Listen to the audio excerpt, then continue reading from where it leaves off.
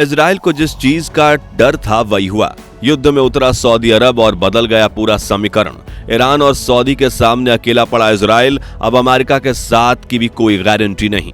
दोस्तों, इजराइल फिलिस्तीन युद्ध में इजराइल की उम्मीदों को एक बहुत बड़ा झटका लगा है। सऊदी ने अपना रुख साफ किया है और यह संकेत इजराइल के लिए बिल्कुल अच्छे नहीं है।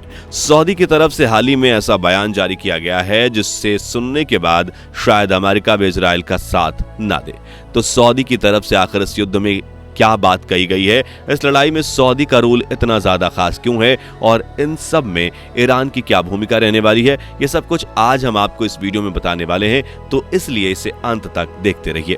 दोस्तों, 7 अक्टूबर को जब से इजराइल और हमास के बीच जंग शुरू हुई है तभी से सबकी नजरें सिर्फ एक देश पर टिकी हुई थी और उस देश का नाम है सऊदी अरेबिया। इस युद्ध में सऊदी किसका पक्ष लेता है और कौन से देश के खिलाफ खड़ा होता है, ये देखने के लिए हर कोई बेताब था। एक तरफ फिलिस्तीन था जिसे एक मुस्लिम देश होने के नाते मुस्लिम भाईचारे के चलते सऊदी से मदद की उम्मीद थी, तो दूसरी तरफ इजराइल को अपने उन रिश्तों पर भरोसा था जो उसने पिछले कुछ सालों में सऊदी के साथ स्टैब्लिश किए थे। लेकिन इजराइल को जिस बात का डर था वही हुआ। सऊदी को लेकर जो उम्मीदें इजराइल लगा बैठा था उन्हें करारा झटका लगा है। सऊदी के नजरिए से देखें तो उसके पास पूरा मौका था कि वो अपने फायदे के लिए किसी भी देश का पक्ष ले सकता था। एक तरफ इजराइल के साथ खड़ा अमेरिका था जिसके रिश्ते सऊदी के साथ काफी अच्छे हैं, और दूसरी तरफ अमेरिका और इजराइल का दुश्मन ईरान जो फिलिस्तीन के साथ खड़ा था। इजराइल और उसके कुछ साथी देशों की तरफ से सऊदी की तरफ दोस्ती का हाथ बढ़ाया गया, लेकिन सऊदी के क्राउन प्रिंस मोहम्मद बिन सलमान ने इस प्रस्ताव को साफ शब्दों में ना बोलते हुए ठुकरा दिया। उनकी ये ना इस पूरे युद्ध की काया पलट कर सकती है। सऊदी का इजराइल के खिलाफ खड़ा होना पश्चिमी एशिया के दूसरे मुस्लिम देशों को एकजुट होने के लिए और भी ज्यादा प्रोत्साहित करेगा, और उसके बाद जो होगा उसे लेकर इजराइल की चिंता 7वें आसमान पर पहुंच गई है। दरअसल पिछले कुछ महीनों में और बल्कि कुछ सालों में इजराइल की सेना ने जिस तरह फिलिस्तीन और गाजा में खून बहाया है, जिस तरह वहां से चर्च, अस्पताल और मस्जिदों पर बमबारी की गई है और जिस तरह वहां के लोगों की जमीनों को लूटने के आरोप इजराइल पर लगातार लगते रहे हैं, इन सब को देखते हुए सऊदी ने इजराइल के साथ किसी भी तरह का समझौता करने से साफ इनकार कर दिया है।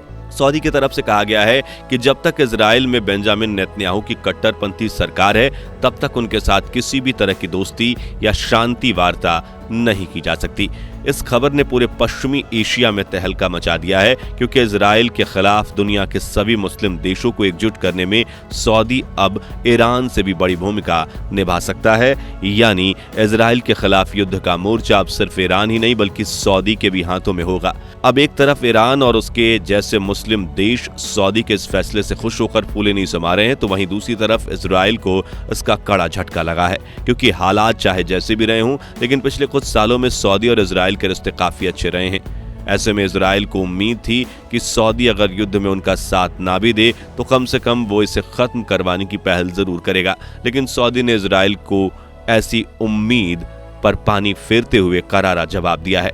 और देखा जाए तो इसकी वजह बेंजामिन नेतन्याहू की सरकार और उनके द्वारा पिछले कुछ समय में लिए गए एक्शन है। दरअसल ये बात दुनिया से छिपी नहीं है कि हमास को खत्म करने के लिए इजराइल पिछले कुछ दशकों में लाखों फिलिस्तीनियों का खून बहा चुका है। इतना ही नहीं, मस्जिदों पर बम गिराना, गाजा को सीज करना और वेस्ट बैंक पर बमबारी ये इजराइल के कुछ ऐसे कृत्य हैं जिन्हें सऊदी नजरअंदाज नहीं कर सका, और उसने इजराइल के साथ नई दोस्ती की भी सभी उम्मीदों को पूरी तरह से खत्म कर दिया है। इजराइल हमेशा यह सफाई देता है कि उनका निशाना फिलिस्तीन या गाजा के आम लोग नहीं बल्कि हमास और उसके लड़ाके हैं, लेकिन जिस ताबड़तोड़ तरीके से वो फिलिस्तीन में बमबारी करता है वो देखकर लगता नहीं कि उसे आम फिलिस्तीनी नागरिकों की कोई चिंता है। इन्हीं सब चीजों को देखते हुए इजराइल और सऊदी के बीच मौजूद अमेरिका को मोहम्मद बिन सलमान की तरफ से यह संदेश पहुंचा दिया गया है कि फिलहाल मौजूदा सरकार के रवैये और हालातों को देखकर उनका इजराइल के साथ दोस्ती करने का या वार्ता करने का यानी पीस टॉक करने का कोई इरादा नहीं है और यह मुमकिन भी नहीं है। इस जवाब का साफ साफ मतलब यह है कि सऊदी को अब्राहम अकॉर्ड की कोई परवाह नहीं है। दरअसल अब्राहम अकॉर्ड एक समझौता है जो 2020 में यूएई, बहरीन और इजराइल के बीच किया गया था। इस समझौते का बिल्कुल साफ साफ मकसद था अर्बन और इजरायली कन्फ्लिक्ट में शांति बहाल करना और इसे करवाने में अमेरिका ने बिचौलिए की भूमिका निभाई थी। हालांकि सऊदी ने इस समझौते को तोड़ने की वजह भी सामने रखी, जिसमें बताया गया कि नेतन्याहू सरकार का फिलिस्तीनियों के खिलाफ आक्रामक रवैया उन्हें ऐसा करने के लिए मजबूर कर रहा है। इस समझौते की बदौलत इजराइल को ये कतई उम्मीद नहीं थी कि जिस तरह ईरान उनके विरोध में उतरा है वैसे ही सऊदी भी उनके खिलाफ होगा। लेकिन सऊदी की तरफ से आए इस बयान ने इजराइल की उम्मीदों को चकनाचूर कर दिया है और अब इजराइल कहीं ना कहीं चारों तरफ से घिरता हुआ नजर आ रहा है। सऊदी के इस बयान से फिलिस्तीन के अलावा अगर दुनिया में कोई देश सबसे ज्यादा खुश है तो वो ईरान ही होगा, क्योंकि जब से हमास और इजराइल के खिलाफ जंग शुरू हुई है तभी से ईरान ने आक्रामक रवैया अपनाया हुआ है। आपको बता दें कि ईरान दुनिया के उन चुनिंदा लीडर देशों में से है जो भी अमेरिका से भी नहीं डरता। ईरान यह खुलकर कहता है कि दुनिया में उसके सबसे बड़े दुश्मन अमेरिका और इजरायली हैं। जब से ये युद्ध शुरू हुआ है तभी से ईरान पश्चिमी एशिया में मौजूद सभी देशों को एकजुट करने की कोशिश में लगा हुआ है। उसका कहना है कि सभी मुस्लिम राष्ट्रों को एक साथ मिलकर पूर्ण रूप से इजराइल का आर्थिक बहिष्कार कर देना चाहिए। साथ ही वो सभी देशों से एक साथ इजराइल पर टूटने के लिए भी आग्रह करता रहा है। यह आपकी जानकारी के लिए बता दें कि पश्चिमी एशिया में कुल 20 देश हैं और इनमें से 99% मुस्लिम राष्ट्र हैं।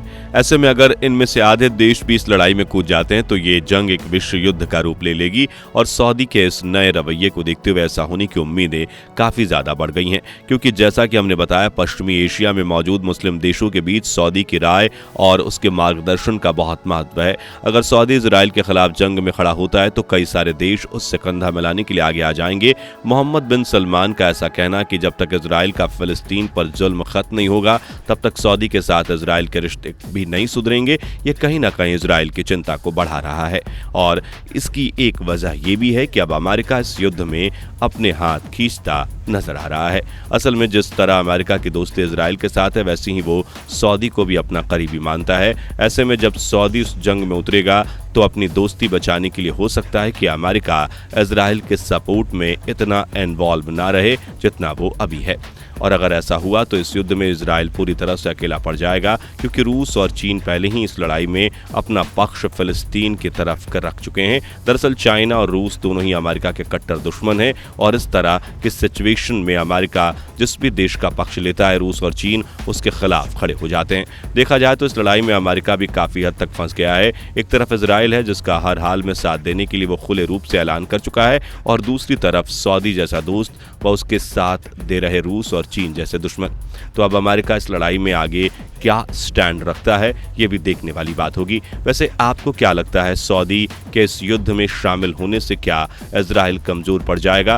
कमेंट करके अपनी राय जरूर शेयर करें। बाकी दोस्तों हमारी आज की इस वीडियो में बस इतना ही था। वीडियो अच्छी लगी हो तो इसे लाइक और शेयर जरूर करना और अगर आप हमारे फेसबुक पेज पर नए हैं तो पेज को फॉलो भी जरूर करें। मिलते हैं जल्दी एक और ही इंटरेस्टिंग वीडियो में, तब तक के लिए गुड बाय, जय हिंद।